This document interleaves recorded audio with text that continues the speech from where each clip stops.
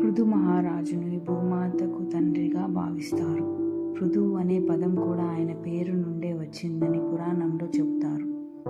అసలు ఈ పృథు మహారాజు ఎవరో తెలుసుకుందాం రండి. శ్రీమద్ భాగవతంలో వేణుడు అనే రాజు అధర్మంగా పాలించేవాడు. ఎందరో పేద ప్రజల నుండి ధనం తీసుకొని వారిని హింసించేవాడు.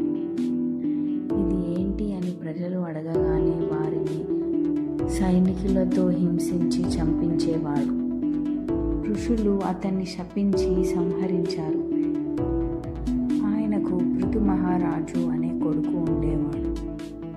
పృథు మహారాజు కాలంలో ప్రజలు తీవ్రమైన కరువు, ఆకలితో బాధపడుతూ ఉండేవారు. కారణం ఏంటంటే భూదేవి తన సంపదను దాచేసింది. ఎక్కడా పచ్చని ఆకులు, వానలు ఏవీ కనిపించేవి కాదు. ఇది తెలిసిన పృథు మహారాజు ధర్మాన్ని స్థాపించడానికి భూమిని శిక్షించాలనుకున్నాడు. అప్పుడు భూదేవి గోవు రూపంలో ప్రత్యక్షమై, నన్ను చంపితే ప్రజలు నాశనం అవుతారు, సరైన విధంగా నన్ను మొక్కితే నేను అన్నీ ఇస్తాను అని చెప్పింది. అప్పుడు పృథు మహారాజు భూమిని గోవుగా చేసి ప్రజలకు అవసరమైన ధాన్యాలు, ఔషధాలు, ఆహార వనరులు, జీవన వ్యవస్థ మళ్ళీ పొందేలా చేశారు.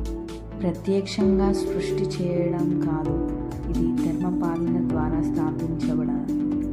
ప్రజలు ఆకలితో విలవిలలాడారు. భూమి పంట ఇవ్వడం కూడా ఆపేసింది. ధర్మంతో భూమినే మార్చిన పృథు మహారాజు. ఈ కథలో మనుషుల జీవితంలో ఆవు యొక్క ప్రాముఖ్యత తెలుపుతుంది. ఆహారానికి ఆధారం, వ్యవసాయానికి మద్దతు, ఆధ్యాత్మిక ప్రాధాన్యం, త్యాగం మరియు సేవకు చిహ్నం. ప్రకృతిని అనగా భూమాతను, గోమాతను గౌరవిస్తేనే జీవితం సుభిక్షంగా ఉంటుంది. ఆవు కేవలం జంతువు కాదు,